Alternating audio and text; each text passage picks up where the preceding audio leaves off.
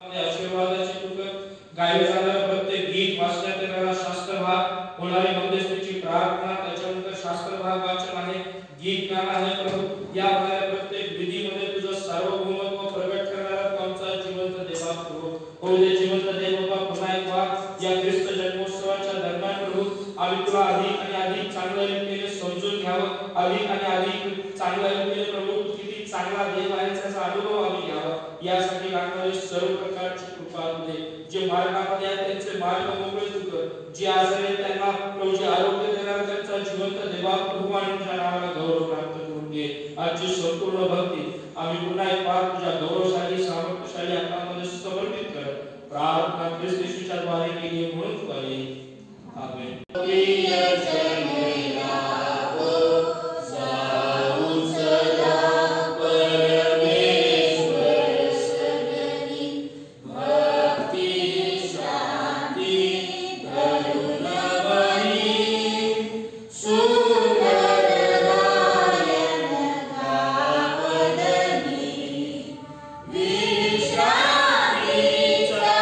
Wow.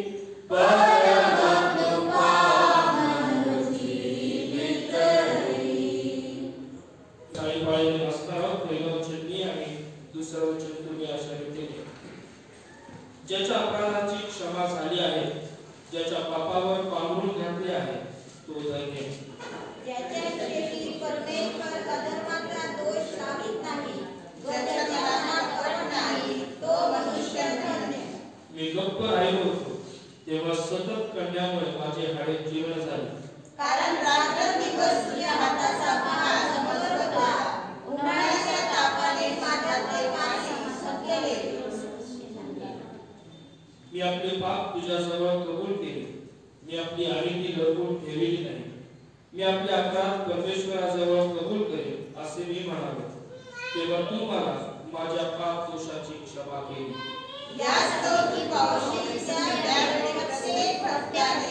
प्रार्थना करावी.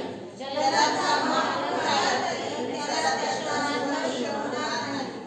तू माझे आश्रयस्थान आहेस.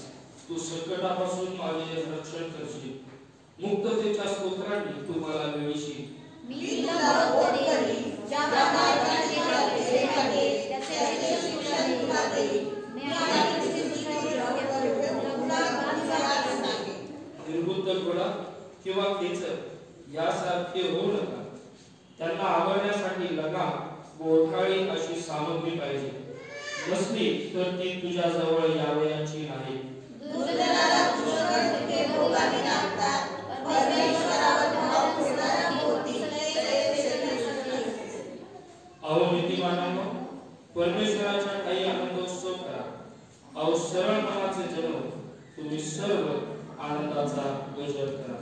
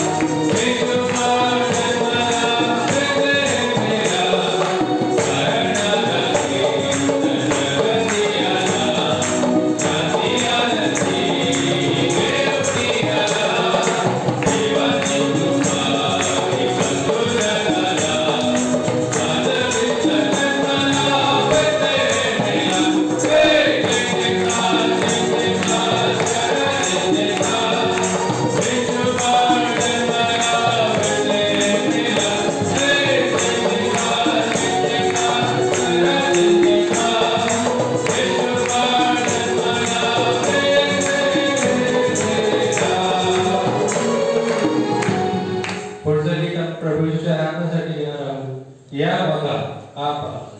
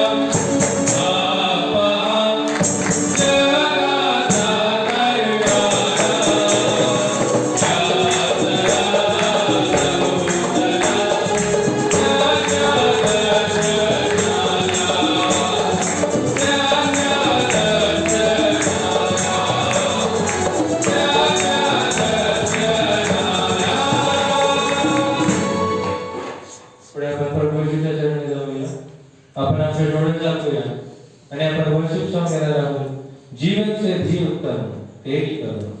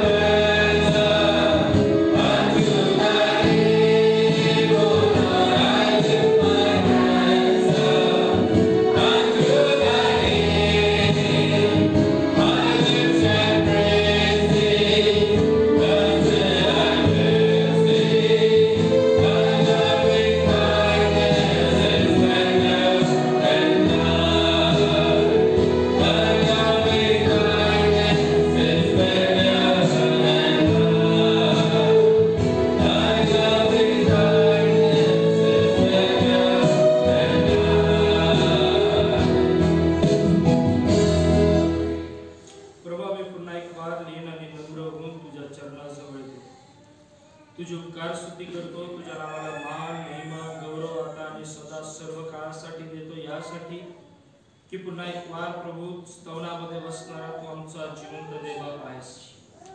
राजांचा राजा प्रभूंचा प्रभू राज राजेश्वर केवळ तूच आहेस. सूर्याच्या उगवतीपासून ते मावळतीपर्यंत केवळ तुझंच नाव स्तवनीय प्रभू. तू आमचा प्रारंभ आहेस, तू आमचा शेवट आहेस, तू आमचा प्रभात तारा आहेस, तू आमचा अल्फा आणि ओमेगा आहेस. प्रभू आमच्या जीवनाचा श्वास तू आहेस, तू आमचा ख्रिस्त आहेस, तू आमचा प्रभू आहेस, आमच्या जीवनाचा मालक आहेस, आमच्या जीवनाचा सर्वेसर्व आहेस. प्रभू तुझ्याशिवाय आम्ही दुसरं काहीच करू शकत नाही. देव बाबा, आज पुन्हा एक वार आम्ही आमच्या स्वतःला लीनतेने आणि नम्रतेने तुझ्या समक्षतेमध्ये आणतो आणि आमची प्रार्थना आहे जिवंत देव बाबा, पुन्हा एक वार प्रभू तुझ्या वचनाकडे आम्ही लक्ष केंद्रित करत असताना होऊ दे जिवंत देव बाबा, या ख्रिस्त जन्मोत्सवाच्या जगीत असणाऱ्या प्रभूजी मानसिकतेपेक्षा तुझ्या पवित्र वचनांची मानसिकता आम्हाला आज काय सांगत आहे. तुझ्या पवित्र प्रभूजी वचनाच्या द्वारे तुझी इच्छा प्रभू आज आम्हाला नेमकी काय प्रगट होत आहे याच्याकडे प्रभू आम्ही आमचे लक्ष केंद्रित करावं. त्यासाठी लागणारी सर्व प्रकारची कृपा तू दे. पवित्र आत्म्याच्या त्या असणाऱ्या प्रभूजी वलयामध्ये प्रभूजी तू आम्हाला राखणारा जिवंत देव बाप हो. ज्या गोष्टी प्रभू आम्ही जगित दृष्टिकोनातून समजू शकत नाही प्रभू, तुझ्या आत्म्याच्या सार्वभौमत्वामध्ये समजणारा अंतःकरण देणारा तू आमचा जिवंत देव बाप हो. आणि एवढंच केवळ नाही तर प्रभूजी केवळ आम्ही ऐकणारे असू नये तर प्रभूजी आम्ही आचरण करणारे असावेत. त्याप्रमाणे कृती करणारे अंतःकरण आम्हा प्रत्येकाला तू दे. इथून पुढची सर्व वेळ येणारं तुझं वचन आम्ही तुझ्या हातामध्ये समर्पित करतो. मी नाही तर प्रभूजी तू आमच्या संगती संधान साधणारा, तू आमच्या संगती बोलणारा देव बाप हो. प्रार्थना येशूच्या द्वारे केली. बसूया. आम्ही ख्रिस्त जन्मोत्सवाच्या असणाऱ्या संदेशांकडे किंवा या मालिकेकडे शृंखलेकडे आम्ही लक्ष केंद्रित करत आहोत आणि माझा खात्रीचा विश्वास आहे की हा जो तिसरा प्रभुवार आहे, या तिसऱ्या प्रभुवारी आणखी देव त्याच्या वचनाच्या द्वारे आमच्या संगती बोलू इच्छितो. कोणाला आठवतं का की पहिल्या म्हणजे डिसेंबरच्या पहिल्या सप्ताहाचा असणारा संदेश काय होता? नाताळ म्हणजे काय आम्ही बघितलं.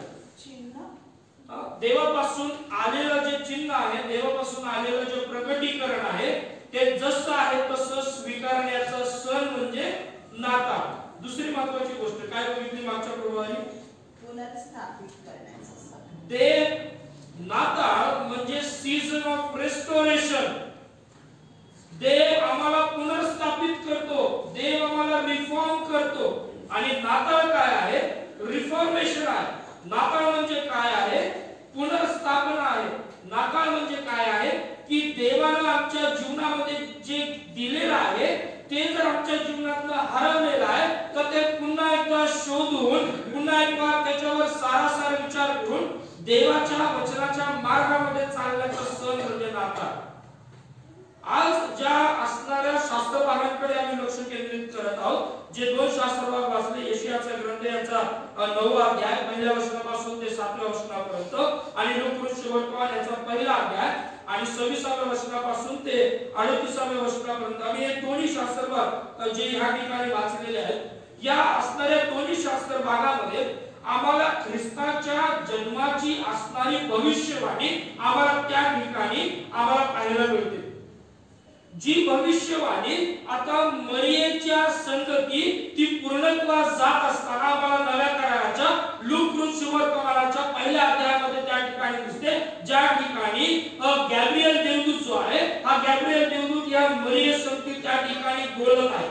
या सर्व गोष्टी होत असताना किंवा वृत्तांत होत असताना एक गोष्ट मानविकतेने तुम्हाला सांगावीशी वाटते. ज्याही वेळेस आम्ही एकमेकांना शुभेच्छा देतो की आम्ही एकमेकांना शुभेच्छा देतो का? देतो. हा, आम्ही ज्यावेळेस एकमेकांना शुभेच्छा देतो, आम्ही देत असताना त्या शुभेच्छांची असणारी जी माध्यम आहे आता ती बदलली आहे. ओके ना? आता तुम्ही बघा ख्रिसमसच्या काळामध्ये पूर्वी काही जण पोस्टकार्डवर ड्रॉइंग काढून ते विकायचे. तुम्हाला माहिती आहे का? ते विकलं जायचं किंवा ज्याचं चांगलं ड्रॉइंग आहे त्याच्याकडनं पोस्ट कार्डवर स्केच पेननी त्या ठिकाणी ड्रॉइंग काढलं जायचं आणि ते पोस्ट कार्ड पाठवलं जायचं सायमल्टेनियसली. त्याच्यानंतर ग्रीटिंग कार्ड्स त्यावेळेस होते, ओके नाही. आणि ग्रीटिंग कार्ड्स होते आर्चिसचे असतील, वेगवेगळ्या कंपन्यांचे ग्रीटिंग कार्ड्स असतील, ते होतं. आता काळ बदलत आहे. आता काय आलं? व्हॉट्सअप आलं. आता काय आलं? बोला तरुण मंडळी. व्हॉट्सअपवर दो चीजें एकदम भारी भरकम चालू है. क्या? व्हाट्सएप, फेसबुक और इंस्टाग्राम. ओके नाही.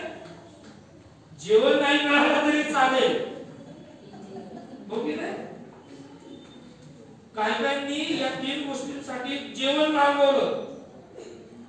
पण असो, माझा सांगण्याचा मुद्दा हा आहे की आमची शुभेच्छा देण्याची पद्धत, शुभेच्छा देण्याची मानसिकता त्या ठिकाणी बदलली. आज आम्ही ज्या वचनाकडे लक्ष केंद्रित करणार आहोत आहे ना, देवानं एका स्त्रीला त्या ठिकाणी ख्रिस्ताचा जन्म व्हावा यासाठी त्या स्त्रीला तयार केलं.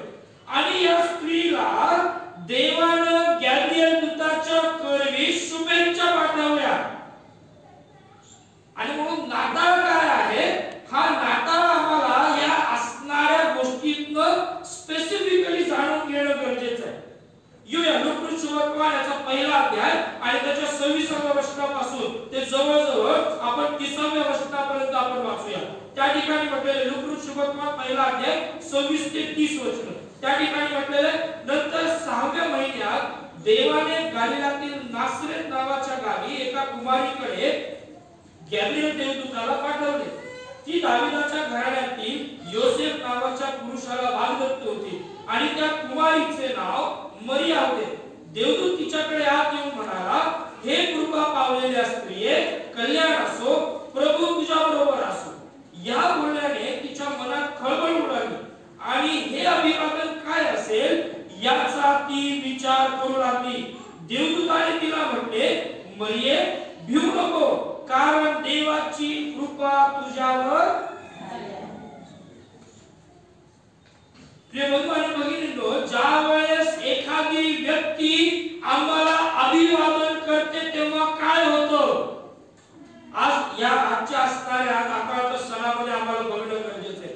ज्या वेळेस देवदूताने, जो देवदूत देवाच्या समक्षतेमध्ये उभा राहणार आहे, जो देवदूत देवाच्या समक्षतेमध्ये राहून अहोरात्र देवाचं उपकार स्मरण करणारा देवदूत आहे, अहोरात्र देवासाठी त्या ठिकाणी त्याचे उपकार स्तुती करणारा देवदूत आहे, असा हा गॅब्रिएल देवदूत ज्याच्याकडे माहिती प्रसारकचं ऑफिस त्या ठिकाणी दिलेलं आहे, ज्या ठिकाणी देवाचा निरोप्या म्हणून ज्याच्याकडे मोठी जबाबदारी दिलेली आहे, असा हा गॅब्रिएल देवदूत मरियेकडे येतो काय आणि मरियेला अभिवादन करतो काय. आणि त्या अभिवादनानं या मरियेच्या जीवनामध्ये असणाऱ्या गोष्टी आम्हाला त्या ठिकाणी स्पष्टपणे दिसू लागतात की तिच्या जीवनामध्ये आलेलं अभिवादन हे तिनं कसं स्वीकारलं आणि कशा पद्धतीने स्वीकारलं.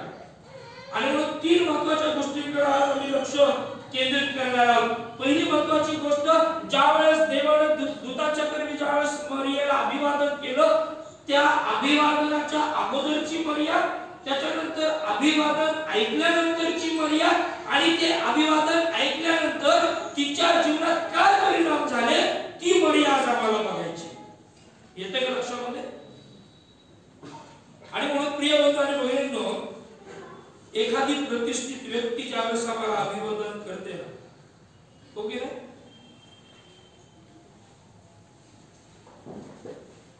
जगामध्ये अनेक कॅटेगरी आहेत, ओके ना, अनेक कॅटेगरी आहेत, ग्रुपिझम्स आहेत, फेवरेटिझम आहे, वेगवेगळ्या पद्धती चालू आहेत. साधारण व्यक्ती ज्यावेळेस आम्हाला सलाम करतो किंवा शुभेच्छा देतो, आम्ही त्यांना शुभेच्छा देतो, पण त्याच व्यक्तीच्या जागेवर जर एखादा नेता, एखादा पुढारी किंवा एखादा प्रतिष्ठित व्यक्ती जर त्या ठिकाणी उभा असेल तर आम्ही काय करतो?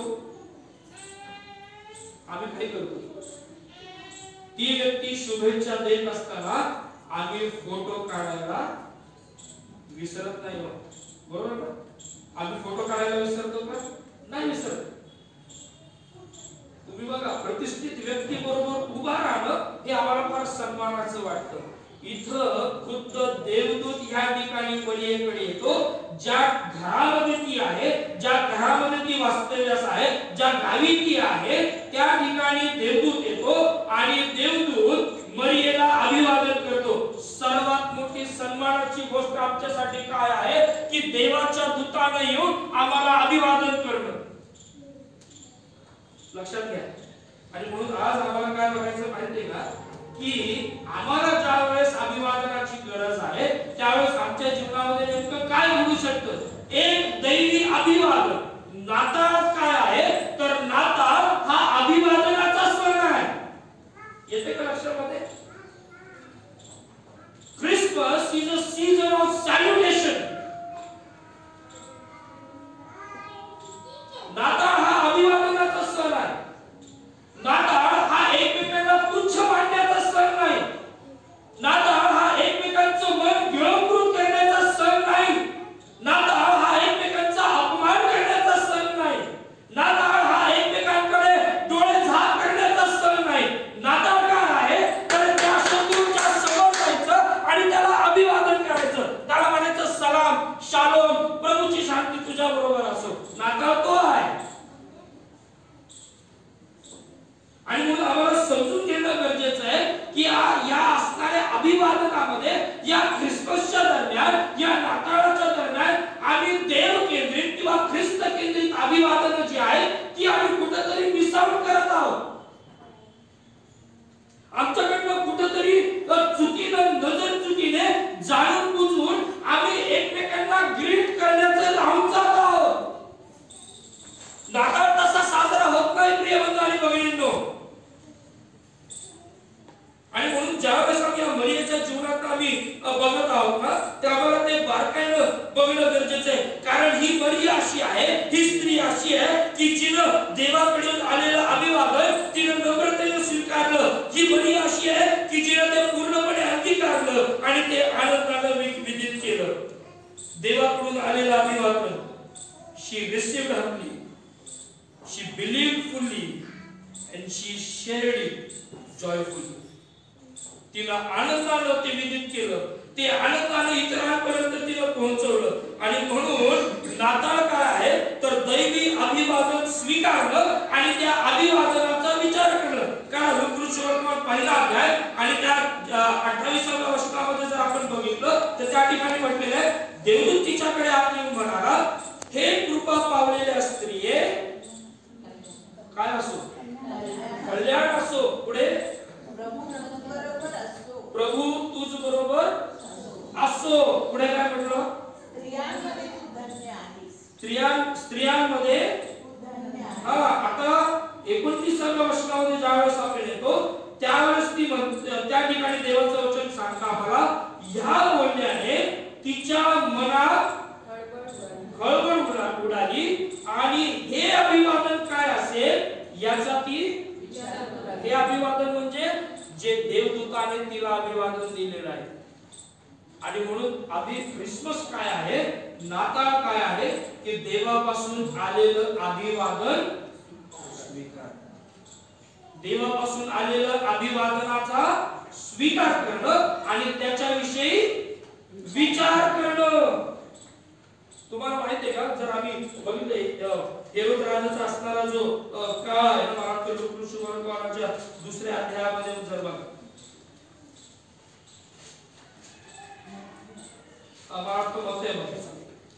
मत्ते लुकरूसवर्तमानाच्या 2ऱ्या अध्यायामध्ये जर आम्ही बघितलं तर त्या ठिकाणी मला जवळजवळ 7व्या वचनामध्ये जर बघितलं तर त्या ठिकाणी हेरोद सुद्धा त्या मागी लोकांना तो काय म्हणतो माहितीये का. मत्ते लुकरूसवर्तमान 2रा अध्याय आणि त्याचं 7वं वचन त्या ठिकाणी तो म्हणतो, तेव्हा हेरोदाने मागी लोकांना गुप्तपणे बोलावून त्यांच्यापासून तारा दिसू लागण्याची वेळ नीट विचारून घेतली आणि त्यांना बेथलेहमास पाठविताना म्हटले, तुम्ही जाऊन त्या बाळकाविषयी बारकाईने शोध करा किंवा विचारपूस करा. नाताळ काय आहे, देव जे आम्हाला देत आहे त्याच्याविषयी विचार करणं. देव जे आम्हाला आशीर्वाद देत आहे त्याच्याविषयी विचार करणं. देव जे आमच्या जीवनामध्ये उत्तमात उत्तम कार्य करत आहे त्याच्याविषयी विचार करणं. देव आम्हाला अभिवादन करत आहे. या मरियेच्या जीवनामध्ये सगळ्यात मोठी सन्मानाची गोष्ट काय आहे? एक स्त्री या नात्याने, एक कुमारिका या नात्याने, तर देवाचा दूत तिच्याकडे येतो आणि तिला त्या ठिकाणी अभिवादन करतो.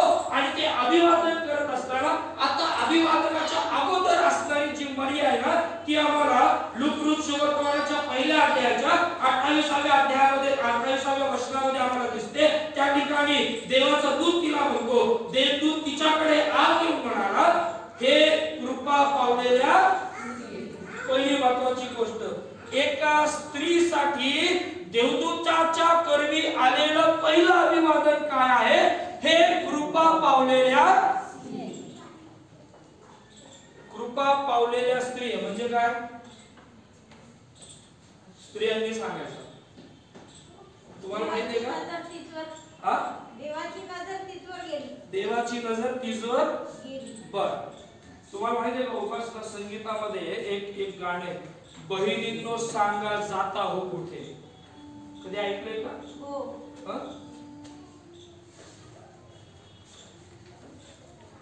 हे कृपा पावलेल्या स्त्रिये, काय अर्थ होतो याचा? आशीष से भरी हुई, आशीष म्हणजे ब्लेसिंग्स, ओके ना? इथं कृपा शब्द वापरलेला, ग्रेस. देव तू आशीर्वाद दे असं म्हणत नाही. देव काय म्हणते, देवदूत काय म्हणते तिला? कृपा पावलेल्या स्त्रिये. म्हणजे काय? तुम्ही मला समानार्थी शब्द सांगा, मला थोडंसं एक्सप्लेनेशन पाहिजे. अभिवादनाची पहिली गोष्ट देवाकडून एका स्त्रीला, मरियेला प्राप्त होते आणि ती म्हणजे ती कृपा पावलेली स्त्री आहे. तेच उत्तर, ती कृपा पावलेली स्त्री आहे. कृपा पावणं हे साधं सुद्धा नाहीये. आणि म्हणून देवानं देवदूताला अशा स्त्रीकडे पाठवलं की जी ऑलरेडी कृपायुक्त आहे. लक्षात घ्या, जी अर्धवट कृपेमध्ये जीवन जगत नाहीये, जी अर्धवट आत्मिक जीवनामध्ये नाहीये, ती, म्हणून तो शब्द आलाय कृपा पावलेले, कृपा पावलेल्या स्त्री. लक्षात घ्या, ऑलरेडी देवानं तिच्यामध्ये ऑलरेडी काम केलेलं आहे. आणि म्हणून आम्हाला नीट समजून घेणं गरजेचं आहे. प्रिय बंधू आणि बहिणींनो, माझ्यासाठी नाताळ जर काय आहे तर ते दैवी अभिवादन स्वीकारणं आणि त्या अभिवादनाचा जसा आहे तसा विचार करणं. आणि मग ख्रिस्ताचा जन्म ज्यावेळेस या मरियेच्या उदरी होत आहे, मरिया ही तुमचं आणि माझं रिप्रेझेंटेशन करत आहे. जरी ती एक स्त्री आहे, जरी ती एक कुमारिका आहे, तरी आम्हाला हे समजून घेणं गरजेचं आहे की ह्या असणाऱ्या सर्व गोष्टींमध्ये हिच्याकडे अशा काही गोष्टी आहेत की जिच्या जीवनाच्या द्वारे आम्हाला महत्त्वाच्या गोष्टी समजून घेणं गरजेचं आहे. अभिवादन ऐकण्या अगोदरची मरिया जर आम्हाला बघायचं, आता बघा पवित्र शास्त्रामध्ये मरियाचा उल्लेख बऱ्याच ठिकाणी आम्हाला त्या ठिकाणी दिसतो. बप्तिस्मा करणारा योहानाची आई जी अलिशिबा आहे, हिच्याकडे तिची ही नातेवाईक जर कोण होती तर ती मरिया होती. लूका सुवर्तमान पहिला अध्याय आणि 36व्या वचनामध्ये ती दाविदाच्या कुळातली होती. प्रेषित 2:30 मध्ये आम्हाला त्या ठिकाणी कळतं. त्याच्यानंतर ती येशूची आई म्हणून त्या ठिकाणी आम्हाला दिसून येते. मत्ती सुवर्तमान याचा पहिला अध्याय आणि त्याच्या 18व्या वचनामध्ये. चौथी महत्त्वाची गोष्ट, ज्यावेळेस तिचे शुद्धीकरणाचे दिवस संपतात त्यावेळेस येशूचं अर्पण करण्यासाठी आम्हाला यरूशलेमच्या मंदिरामध्ये आलेली ही स्त्री त्या ठिकाणी दिसून येते. ती जी येशूची आई मरिया म्हणून आम्हाला त्या ठिकाणी दिसते. एवढंच केलं नाही, मत्ती 2:13 ते 15 मध्ये जर बघितलं तर देवदूताच्या करवी स्वप्नात दर्शन झाल्यामुळे हे लोक योसेफ, मरिया आणि येशू बाळ हे मिस्रामध्ये जाताना आम्हाला त्या ठिकाणी दिसतात. त्या ठिकाणी मरियाचा उल्लेख आहे. मत्ती 2 मध्ये आम्हाला दिसतं की तिने नासरतामध्ये आपल्या कुटुंबाच्या समवेत वास्तव्य केलं. ज्यावेळेस येशू 12 वर्षाचा झाला त्यावेळेस त्याला मंदिरामध्ये आपल्या जगीत पित्याबरोबर त्याला घेऊन आली. त्या ठिकाणी सुद्धा आम्हाला मरिया त्या ठिकाणी दिसते. एवढंच केवळ नाही, ज्यावेळेस काना गावामध्ये विवाह सोहळा होता त्या ठिकाणी येशू संगती वार्तालाप करताना मरिया आम्हाला त्या ठिकाणी दिसते. मत्ते 12:46, मार्क 3:21 ते 21 आणि लूका याचा 8वा अध्याय, या तीन रेफरन्स मध्ये, या तीन शास्त्रभागामध्ये येशूच्या काळजीनं चिंताग्रस्त झालेली एक आई म्हणून त्या ठिकाणी मरिया सुद्धा आम्हाला दिसते. ज्यावेळेस येशू वधस्तंभावर मरण सहन करत होता, त्यावेळेस त्या वधस्तंभाच्या पायथ्याशी उभी असणारी जर कोण स्त्री असेल तर ती मरिया आहे. जो येशू आपल्या आईची जबाबदारी त्याच्या प्रिय असणाऱ्या शिष्यावर सुपूर्द करतो, त्या ठिकाणी सुद्धा आम्हाला मरिया त्या ठिकाणी दिसून येते. रोमन कॅथलिसिझम जे आहे, म्हणजे आरसी सिद्धांत जे आहे, या आरसी सिद्धांतामध्ये 1950च्या दरम्यान आणि साधारणपणे 1840-45च्या दरम्यान 2 अप्रूव्हल्स आले आणि 2 अप्रूव्हल्स जे आहेत, हे 2 अप्रूव्हल्स मरियेच्या पहिल्या गर्भधारणेच्या संदर्भामध्ये आले आणि मरियेच्या स्वर्गारोहणा संबंधामध्ये आले. असेन्शन ऑफ मेरी आणि एक आई म्हणून, एक मरिया म्हणून, एक माता म्हणून तिचं जे गर्भधारण आहे ते कसं पवित्र आत्म्याने झालं, त्याच्याविषयीची असणारी मान्यता आम्हाला त्या ठिकाणी मान्यता दर्शक ठराव म्हणून त्यांना त्या ठिकाणी संबोधित करण्यात येते. आणि म्हणून अशी ही मरिया की जिचं जीवन पवित्र शास्त्रामध्ये आम्हाला अतिशय सुंदरतेने दिसतं आणि म्हणून देवाचा दूत तिला फर्स्ट सॅल्युटेशन देत असताना त्या ठिकाणी तो म्हणतो, हे कृपा पावलेल्या स्त्रिये, हे कृपा पावलेल्या स्त्रिये, सर्व स्त्रियांमध्ये तू धन्य आहेस. का ती कृपा पावलेली आहे? बघा ना 26व्या वचनामध्ये बघा, त्या ठिकाणी काय म्हणतो, लूक 1:26, त्या ठिकाणी म्हटलं, नंतर 6व्या महिन्यात देवाने गलिलातील नासरत नावाच्या गावी एका कुमारीकडे गॅब्रिएल देवदूताला पाठवलं. कोणाकडे पाठवलं? शी वॉज टोटली वर्जिन. ती संपूर्णतः कुमारिका म्हणून त्या ठिकाणी आहे. आणि म्हणून लक्षात घ्या, येशू ख्रिस्ताचा जन्म हा अनैतिक संबंधातून झाला नाही, तर तो पवित्र आत्म्याच्या द्वारे गर्भरूप झालेली मरिया दिसून आली. लक्षात येतंय का? ती दिसली गेली. पवित्र शास्त्र स्पष्ट आम्हाला सांगतं. आणि म्हणून ख्रिस्ताचा जन्म हा अनैतिक जन्म नाही, तर तो पवित्र जन्म आहे. कारण जे काही मरियेच्या जीवनात झालं ते जगाला दिसलं गेलं, ते लपवलं गेलं नाही. इमोरॅलिटी जी आहे ती लपवली जाते, दाखवली जात नाही. लक्षात येतंय का? आणि म्हणून लक्षात घ्या प्रिय बंधू आणि भगिनींनो, अभिवादनाच्या अगोदरची जी मरिया आहे ना, ही आम्हाला फार सुंदर रीतीने त्या ठिकाणी दिसून येते. आणि म्हणून ज्यावेळेस तिला कुमारी म्हटलं गेलं, वास्तविक पाहता कुमारी हा शब्द जर हिब्रू मध्ये जर बघितला तर त्याला बेतुलाह हा शब्द हिब्रू मध्ये आहे. पण ज्यावेळेस बेतुलाह हा शब्द ज्यावेळेस वापरला जातो, त्यावेळेस त्याचा लिटरली मराठीमध्ये त्याचं ट्रान्सलेशन आहे की जी कलंकित नाही. येते का लक्षामध्ये? जी कलंकित नाही. पण ज्यावेळेस मरियेच्या संदर्भामध्ये ज्यावेळेस कुमारी हा शब्द वापरला गेला, नीट लक्षात द्या मी काय सांगत आहे. मरियेच्या ज्यावेळेस कुमारी हा शब्द वापरला गेला, त्यावेळेस तिच्यासाठी अल्मा हा शब्द वापरला गेला. अल्मा. आता अल्मा हा शब्द हा आहे की जी ऑलरेडी उपवर आहे, जिनं ऑलरेडी आपलं कौमार्य जे आहे ते राखून ठेवलेलं आहे आपल्या भावी पतीसाठी. मला सांगायचं काय आहे, मरियेला ज्यावेळेस पवित्र शास्त्र कुमारी म्हणून म्हणतं, ज्यावेळेस तिला वर्जिन म्हणून ज्यावेळेस संबोधलं जातं, त्यावेळेस फक्त ती शारीरिक दृष्टिकोनातून ती कौमार्य ती कुमारी नाहीये. तिनं आपल्या शरीराला तर असणाऱ्या वाईट गोष्टीपासून, पापापासून, वाईट असणाऱ्या विचारांपासून तिनं राखलं, पण तिनं आपल्या आत्मिक जीवनाला सुद्धा त्या ठिकाणी तडा जाऊ दिला नाही. आणि म्हणून तिला कुमारिका म्हटलेलं आहे, म्हणून तिला कुमारी म्हटलेलं आहे, म्हणून तिला वर्जिन म्हटलेलं आहे. तिनं फक्त आपल्या शरीराचीच काळजी नाही घेतली, तर आपल्या आत्म्याची सुद्धा काळजी घेतली. आणि म्हणून देव तिला म्हणतो, म्हणून देव तिला म्हणतो, हे कृपा पावलेल्या प्रिय बंधू आणि भगिनींनो, मातांनो, आईंनो, मावशांनो, आज्यांनो, आजच्या पिढीतल्या मुलींनो,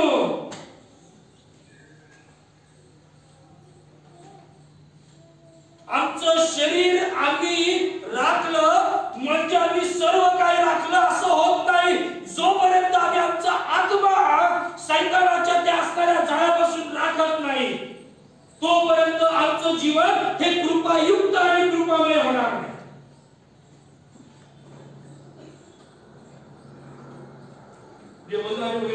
फार फार महत्वाची गोष्ट आहे. मुलांनो, तरुण मुलांनो, लक्षात घ्या. उपदेशकाचं पुस्तक 11वा अध्याय 9 वचन काय सांगतं? काळा पडतं. हे तरुणा, आपल्या तारुण्याच्या दिवसात नाही, ते 12 आहे. ते 12 आहे. उपदेशक 12 आहे. उपदेशक 11:9 काय सांगतं? हे तरुणा, आपल्या तारुण्यात आनंद कर. हे तरुणा, आपल्या तारुण्यात आनंद कर. देव म्हणतो आनंद कर. बरं का, देवाचं वचन आम्हाला काय सांगतं? तू तरुण आहेस ना, आनंद कर. हो की नाही? जग आम्हाला सांगतं काय कर? खाऊ पिओ. माझा एक मित्र बायबल कॉलेजला संदेश देताना तो म्हटला, मी त्याला म्हटलं, अरे अशा संदेशामध्ये ही वाक्य चांगली नाही. तो म्हटला, आहेस तरुण, नाहीतर घे तरुण, नाहीतर जाशील म्हणून. म्हटलं, अरे संदेशात असं नाही बोलताय. पुढे, हे तरुणा, आपल्या तारुण्यात आनंद कर. तुझ्या तारुण्याच्या दिवसात तुझे हृदय तुला उल्हास देव. तुझ्या तारुण्याच्या दिवसात तुझे हृदय तुला उल्हास देव. हा, तरुणपणी आम्ही आमच्या हृदयाचं फार निरीक्षण करतो की नाही, आणि म्हणून तरुणपणामध्ये दिल तोड घ्या म्हटलं जातं.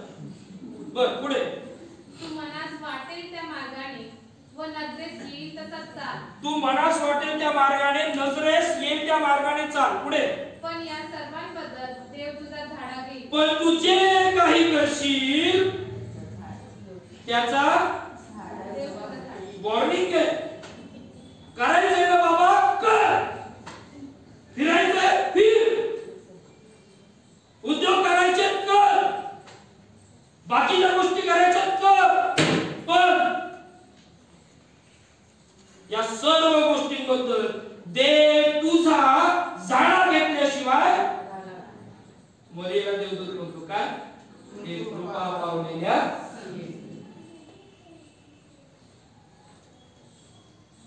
She was spiritually virgin and she was worldly virgin.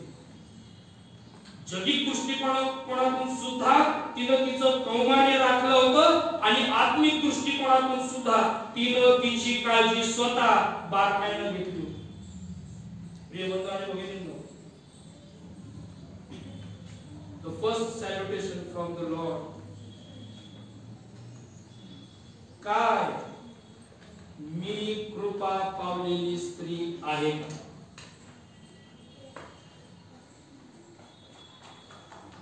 काय मी कृपा पावलेली माता आहे का?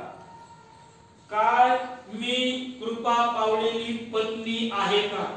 काय मी कृपा पावलेली बहीण आहे का? काय मी कृपा पावलेली सासू आहे का? काय मी कृपा पावलेली नणंद, भाऊजाई, अजून काय असेल ते सगळी नाती. काय देवाने केली आमच्या जीवनामध्ये कृपा? कृपा होती का देवाने आमच्या जीवनामध्ये? स्पष्टपणे देवाचं वचन आम्हाला या ठिकाणी सांगतं. मरीला देवदूत या ठिकाणी एकत्र होतो, हे कृपा पावलेल्या स्त्री आहे. पुढे काय म्हटलं?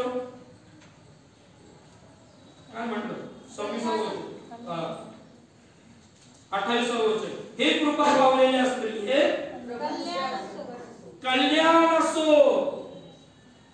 हे कृपा पावलेल्या स्त्री हे, जी स्त्री कृपा पावलेली आहे ही खात्री आहे की तिचं कल्याण झाल्याशिवाय राहत नाही. लक्षात येते का? ख्रिसमस काय आहे? नाताळ काय आहे? देवाचं अभिवादन स्वीकारण्याचा सण आहे. आणि देवाचं अभिवादन स्वीकारणं ही साधी सोपी गोष्ट नाही. आम्हाला देवाच्या कृपेमध्ये उभं राहणं, देवाच्या नजरेमध्ये जी कृपा आहे, देवाच्या दृष्टिकोनामध्ये जी कृपा आहे, त्या कृपेच्या वलयामध्ये आम्हाला राहणं गरजेचं आहे. देवाच्या कृपेच्या वलयामध्ये आम्ही आलो की देव आमचं कल्याण केल्याशिवाय राहत नाही. आम्ही काहीतरी चांगलं केलं, मी खूप पास्टर स्वप्नील नाशिककर यांनी खूप चांगले चांगले संदेश दिले, अरे बापरे किती चांगले चांगले संदेश दिले, देवाच्या वलयातच नाही, काय फायदा त्या संदेशाचा?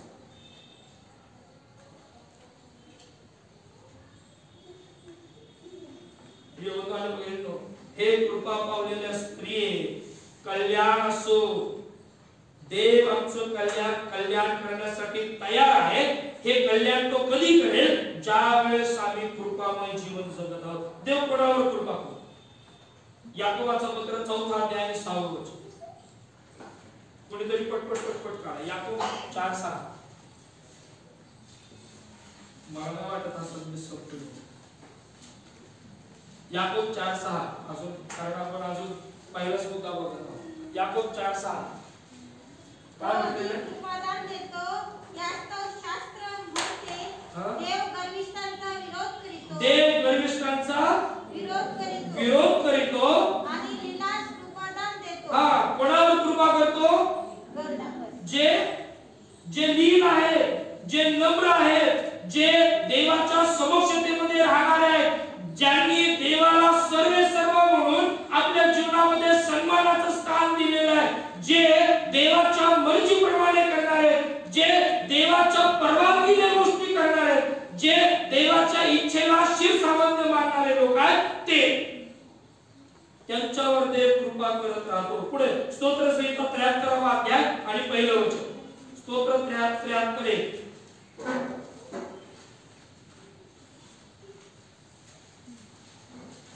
स्तोत्र संहिता 73 आणि त्याचं पहिलं वचन. त्या ठिकाणी म्हटलं, देव इस्रायलावर शुद्ध मनाच्या लोकांवर खरोखर कृपा करणारा आहे. जे लीन आहेत देव त्यांच्यावर कृपा करतो.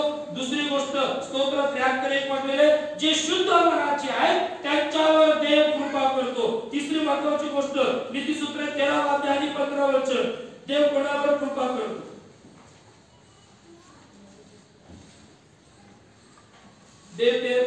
नीतिसूत्र 13 आणि 15. ज्याला ज्ञान प्राप्त होते, जो सुज्ञता संपादन करीतो, तो मनुष्य धन्य होय. जो सुज्ञता काय करतो? संपादन करीतो. रिवाइज्ड व्हर्जन मध्ये म्हटलेलं आहे, समंजसपणाने कृपा संपादिता येते. ज्याच्याकडे समंजसपणा आहे त्याच्या जीवनामध्ये देवाची कृपा आहे. आता समंजस होणं म्हणजे नेमकं काय होणं? काय आहे समंजसपणाची डेफिनेशन? काय समंजसपणाची डेफिनेशन? कधी ऐकली का? पवित्र शास्त्र समंजसपणाविषयी खूप बोलतो बरं का. काय म्हटलं? नीतिसूत्र याचा 16वा अध्याय. आता कारण समंजसपणाने कृपा संपादित याचा अर्थ काय? समंजसपणा आम्हाला पहिला समजून घेणं गरजेचं आहे. नीतिसूत्र याचा 16वा अध्याय आणि त्याचं 21वा वचन काय म्हटलं? जो मनाचा शून्य म्हणजे काय? शहाणा. कोणाच्या दृष्टिकोनातून? जो मनाचा शून्य, जो देवाच्या दृष्टिकोनातून शहाणा आहे. जगाच्या दृष्टिकोनातून असणारं शहाणपण इथं चालत नाही. जगाचा समंजसपणा चालत नाही. जो मनाचा शून्य त्याला काय म्हणतात? तिथे लिहून ठेवा समंजसपणाची व्याख्या. बायबल वर लिहा. घाण झालं तरी चालेल, नवीन आपल्याकडे आहे बायबल. जो मनाचा शून्य त्याला काय म्हटलेलं आहे? समंजस पटलेलं. आणि एकदा ते तो समंजसपणा आमच्या अंगी आला, आम्ही धारण केला, देवाकडून तो प्राप्त झाला की देव आमच्या जीवनामध्ये कृपा होताना सुरुवात करतो. आणि म्हणून प्रिय बंधू आणि भगिनींनो, देवाकडून आलेला देवदूत मरियेला म्हणतो, हे कृपा पावलेल्या स्त्री. काय असो? कल्याण असो. जे कृपा पावलेले आहेत, देव खात्रीनं तिचं कल्याण केल्याशिवाय राहणार नाही. स्तोत्र संहिता 125 आहे महाराज त्याच्या 3 का 4 वचनामध्ये म्हटलेलं आहे की जे चांगले व सरळ मनाचे आहेत त्यांचे कल्याण कर. जे चांगले व सरळ मनाचे आहेत त्यांचं कल्याण कर. आणि तिसरी महत्वाची गोष्ट लूका सुवर्तमानाचा पहिला अध्याय आणि त्याच्या असणाऱ्या 28व्या वचनामध्ये जर आम्ही बघितलं तर त्या ठिकाणी देवदूत मरियेला म्हणतो, हे कृपा पावलेल्या स्त्रिये कल्याण असो, प्रभू तूच बरोबर असो. जी स्त्री कृपा पावलेली आहे त्या बहिणीचं त्या स्त्रीचं देव कल्याण केल्याशिवाय राहत नाही. आणि जिचं कल्याण झालेलं देव तिच्या संगती राहायला. किती सुंदर आहे ना, एकमेकांशी लिंक आहे. कृपा पावलेली स्त्रीच्या जीवनामध्ये कल्याणकारक वरदान देव तिला आशीर्वादित करतो. आणि एकदा ते सुरू झालं देव तिच्या संगती राहायला सुरुवात करतो. नाताळाचा खरा आनंद देवानं आमच्या संगती राहण्यामध्ये येते का लक्षामध्ये? नाताळाचा खरा आनंद देवानं कोणा संगती राहण्यामध्ये? आमच्या बरोबर राहण्यामध्ये. कारण त्या ठिकाणी स्पष्टपणे म्हटलेलं आहे, कारण आम्हास बाळ जन्मला आहे, आम्हास पुत्र दिलेला आहे. मरियेला जवळजवळ 700 वर्षापूर्वीची असणारी भविष्यवाणी त्या ठिकाणी आम्हाला पाहायला मिळते. त्या ठिकाणी म्हटलं तिला सांगितलं त्याचं नाव तू येशू ठेव. त्याच्यानंतर त्याला म्हटलं त्याला इम्मानुएल असं म्हणतील. याचा अर्थ आम्हा बरोबर देव, आमच्या बरोबर सर्वसमर्थ परमेश्वर राहण्यासाठी आहे. आणि म्हणून अभिवादनाच्या अगोदर असणारी मरिया, अभिवादनाच्या नंतर असणारी अभिवादनात अगोदरची मरिया आम्ही बघितलं की जिच्या जीवनामध्ये 3 महत्वाचे फॅक्टर्स किंवा 3 महत्वाच्या गोष्टी आहेत. अभिवादनानंतरची मरिया जर आम्हाला बघायची आहे तर आम्हाला 29व्या वचनामध्ये पाहायला मिळेल. त्या ठिकाणी म्हटलेलं आहे, या बोलण्याने तिच्या मनात खळबळ उडाली आणि हे अभिवादन काय असेल याचा ती विचार करू लागली. दुसरी महत्वाची गोष्ट आहे, अभिवादनानंतरची असणारी मरियेच्या जीवनामध्ये आता खळबळ आलेली आहे. कारण जे अभिवादन तिच्याकडे आलं ते एकाएकी आलं, अचानक आलं. आणि हे आल्यानंतर तिचं फर्स्ट रिएक्शन होतं, मनामध्ये तिची खळबळ उडाली. तिच्या संगती असं काही घडू शकतं असा साधा विचार सुद्धा त्या ठिकाणी केला गेला नसेल. आणि म्हणून आम्हाला हे बघणं गरजेचं आहे, एक स्त्री म्हणून, एक कुमारिका म्हणून मनात उडालेली खळबळ देवदूताने त्या ठिकाणी आता अचूक हेरली. आता बघा, तिच्या मनामध्ये उडालेली खळबळ देवदूतानं अचूक हेरली. आता कशी हेरली? पुढचं वचन वाचा. देवदूताने तिला म्हटले, मरिये भिवू नको. देवदूताने तिला म्हटले, मरिये भिवू नको. उडालेली खळबळ देवदूताने पाहिली आणि आता देवदूत तिला आता तिसरा अभिवादन करतो किंवा तिसरी महत्वाच्या स्टेजवर तो त्या ठिकाणी येतो आणि तो तिला म्हणतो, मरिये भिवू नको. तुझ्या मनात उडालेली खळबळ मी जाणून आहे, तू भिवू नको. आणि म्हणून अभिवादनाचा परिणाम एका स्त्रीच्या जीवनामध्ये इतक्या चांगल्या रीतीने होतो ज्या वेळेस ती स्त्री कृपा पावलेली आहे, ज्या वेळेस ती स्त्री कल्याणकारक जीवन जगत आहे, ज्या वेळेस त्या स्त्री बरोबर, त्या बहिणी बरोबर, त्या माते बरोबर ज्या वेळेस देव स्वतः राहत आहे, त्यावेळेस तो देवाचा दूत त्या स्त्रीला म्हणतो, भिवू. देवताने बघितलं आज मंडळीसाठी, आज आमच्यासाठी हे जणू काही किल्ली वचन आहे. आणि ते किल्ली वचन हे आहे, भिवू.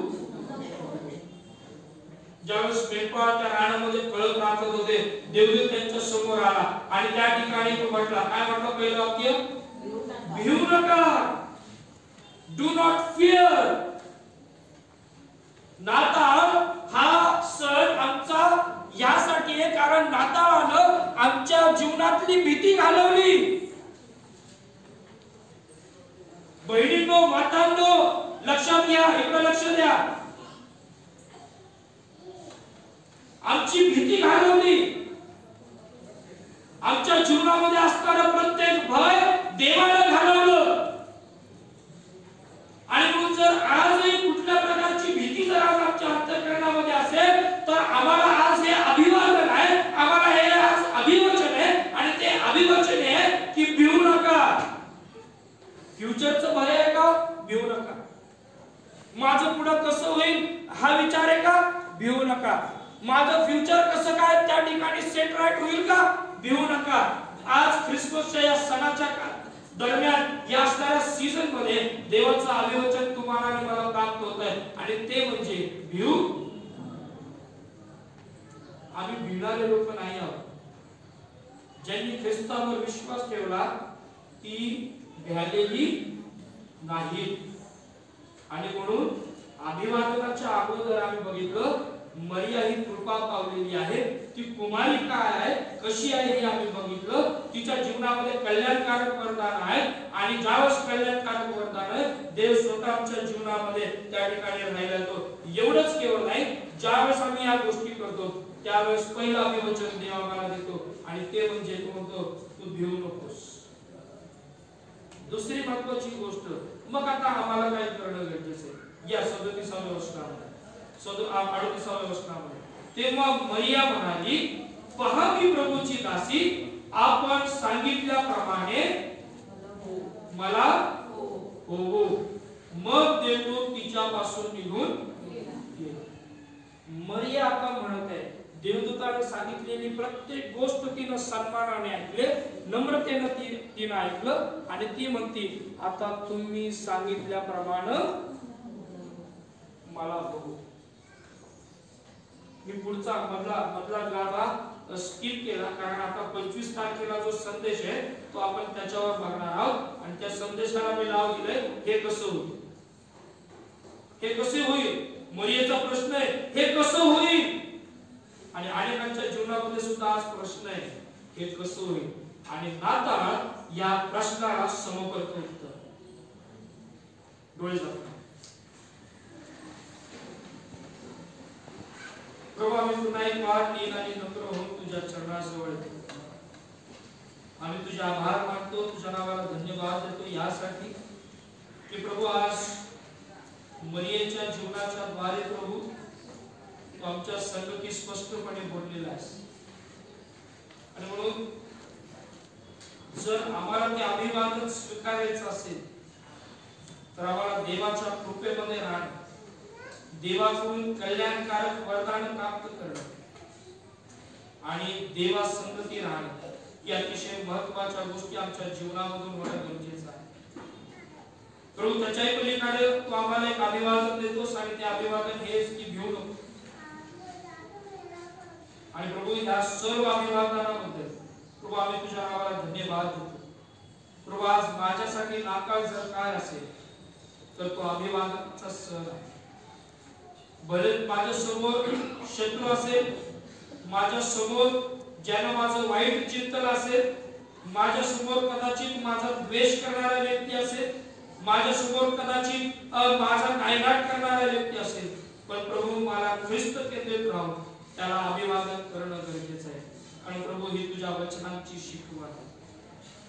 प्रभू आम्ही आमच्या स्वतःला लीन आणि नम्र करतो. तुझ्या वचनाप्रमाणे चालण्यासाठी तुझी कृपा दे आणि तुझ्या नावाला गौरव प्राप्त करून घे. प्रार्थना येशूच्या द्वारे केली म्हणून पडे. यावेळेस आपण बसून घरात आशीर्वाद घेऊ. हालेलुया गीताच्या द्वारे आपल्या भक्तीचा समारोप करूया. हे आमच्या स्वर्गातील बाबा, तुझे नाम पवित्र मानले जावे, तुझे राज्य जसे स्वर्गात तसे पृथ्वीवर, तुझ्या इच्छेप्रमाणे आमची रोजी भाकर आज आम्हास दे आणि जसे आम्ही आमच्या गुन्ह्यासाठी सोडलो आहे तसेच आमचे गुन्हे आम्हास सोड आणि आम्हास परीक्षेत आणू नकोस, तर आम्हास वाईटापासून सोड, कारण की राज्य सामर्थ्य हे सर्व काळ तुझीच आहे. आमेन.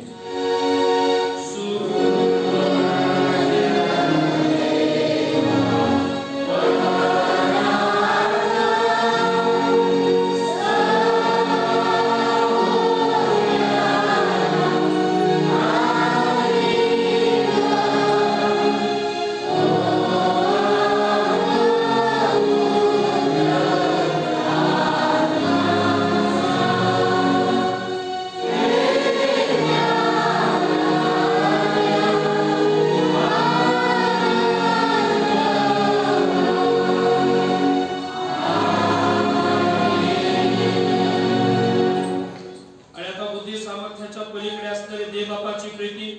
प्रभू येशू ख्रिस्ताची कृपा आणि पवित्र आत्म्याची सहभागिता आपल्यातील प्रत्येकाबरोबर इथून पुढे सदा सर्व काळासाठी असो. आमेन.